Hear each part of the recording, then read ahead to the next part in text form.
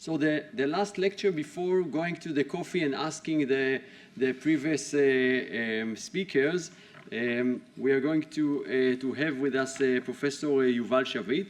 Yuval Shavitt is a professor in electrical engineering at Tel Aviv University, and before he was in Bell Labs many years before, and in 2004 he established a huge mapping project of the internet that many academians work based on it till today, and 10 years later he established BG Protect, the company that uses this approach to protect nations and large organizations. So this is our pleasure to have Yuval Shavitt sharing with us another view based on AI. Please, Yuval. Hi, good afternoon. Since I'm standing between you and coffee, I'll try to give you the majority of the importance of the results in 3 or 4 slides, and then if you want to stay for the details, it's okay. Otherwise, you can go and have your coffee. So this is a joint work with Noam Konigstein, who is actually my ex-student, but now he's a professor at the Industrial Engineering Department. And of course, the majority of the work was done by Nitzan, who is our joint PhD student at the School of Electrical Engineering, where I'm also a member. So I'd like to thank Avi for introducing you to patching and problem with software. So there's a huge volume of software that is developed as part of open software. You know, Linux is probably the most famous example where, you know, it's the operating system we're all using, and it is all developed as a joint project by many contributors. And we have to understand that today large companies contribute programmers to work on open software development. So it's not just those small projects that me and you are doing, you know, in our study, but it's huge and important software development. And this software is used by everybody.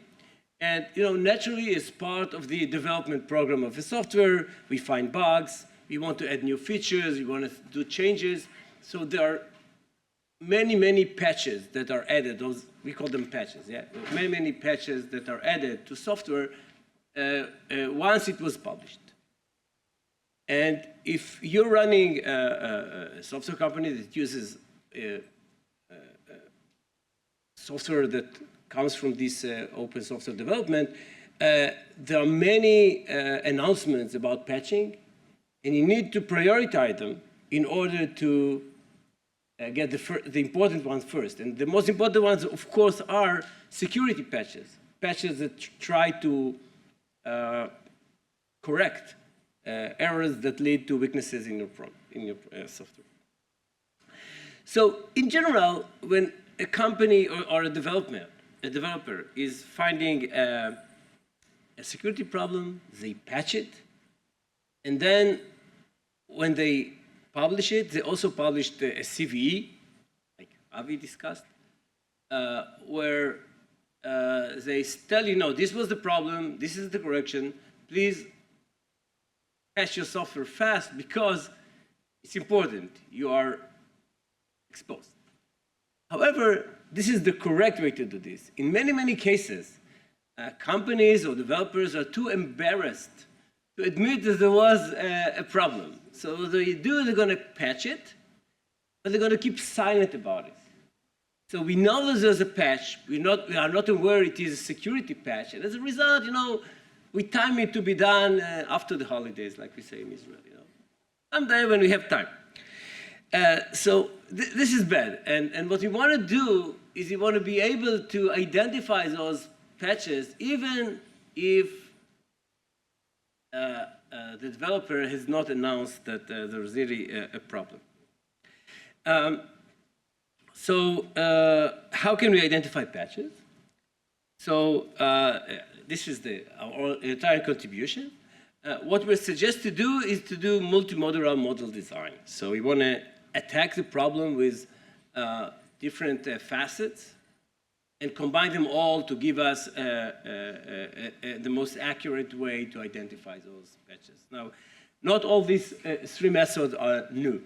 In the past, there was suggestion to use to analyze the code of a patch. And by analyzing the code, you can see that there are things that are typical to security patches. For example, if you correct a buffer overflow, things like that. So there are some works that were doing this, and they reached reasonable accuracy.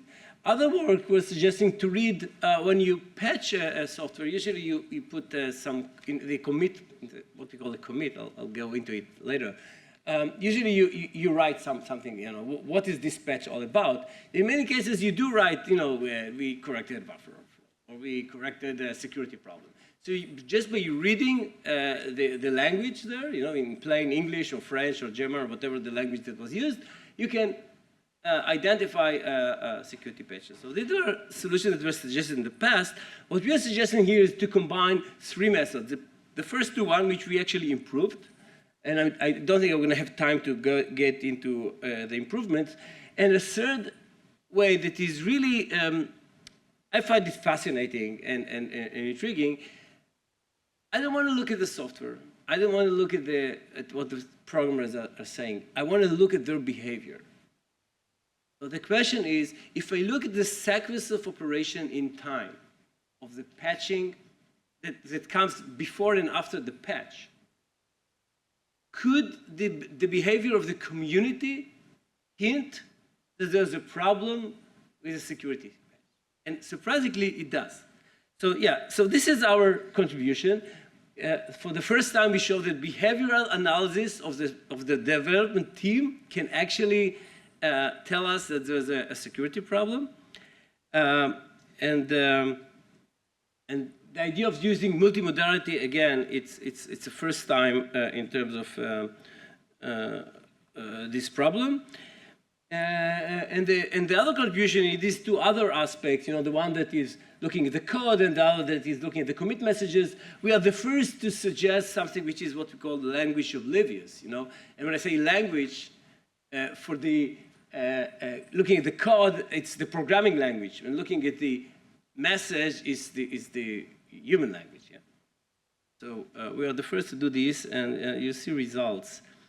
So in terms of summary, so what you can see here, these are the results we obtained initially for our behavioral results only, behavioral analysis only. As you can see, we are reaching very close to 90%, but we can do better with everything. So just to give you some background now, so I'll be able to continue. So when you do those collaborative software development, you use something called Git. And this is the type of operation you're doing. And the one we are most interested in is what we call Git commit. This is where you insert your new software into the repository.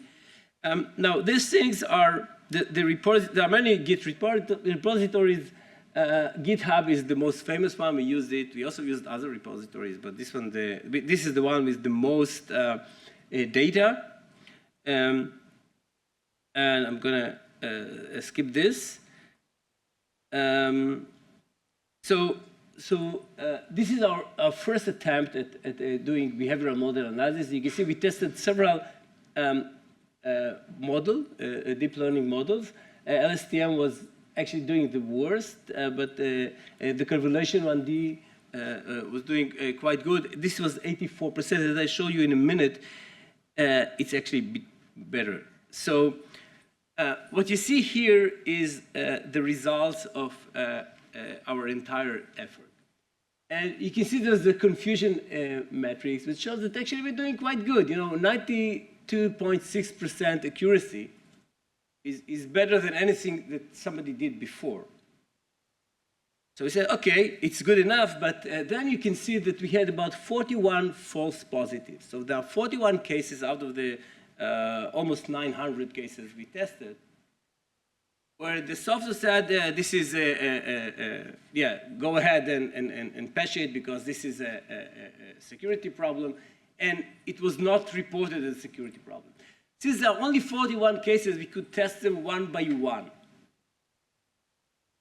And once tested them one by one, we found out that 19 out of those 41, which is 46%, were indeed security patches that were not reported. Some of them, we found them reported in some other repositories, but not where you were looking at, in the Git. Okay? So if you take this into account, you remove this 19 from the false positive to true positives, then you increase your accuracy to 94.5%, which is really fantastic. Nobody is even come close to this. And the other measures like the F1 score, precision, and recall are also very, very good. So yeah, we really managed to put a gold standard here in terms of the ability to identify patches, security patches. I would just want to show you some more results. For example, how well we're doing depending on the repository. So you can see this for Linux, which is probably the most important repository. It's the operating system we're all working on. We were doing 100% accuracy. So this is really great. And here's a number that seems a bit not so good. You know, only 83% for this repository. This is the one where we found all these problematic patches that were not reported as security patches, but actually we found out that they are. So this result is before the correction. It's not as bad as it seems. Another thing is that if you look at languages, so we're doing very good for most languages. What is interesting is that, that if you look at languages like Perl and C#, where we're doing very, very well, 100% accuracy, but look how small the footprint in our data set is. So we didn't have lots of examples to learn from, yet the model, because it is very accurate, managed to learn how to do these. I'm going to skip this and just give you a summary of our results. As you can see, we are at the bottom, what we call patch view. So we're doing our analysis on more commits than any other previous study. And if you look at the percentage of accuracy and F1 scores, we're doing significantly better than anything else.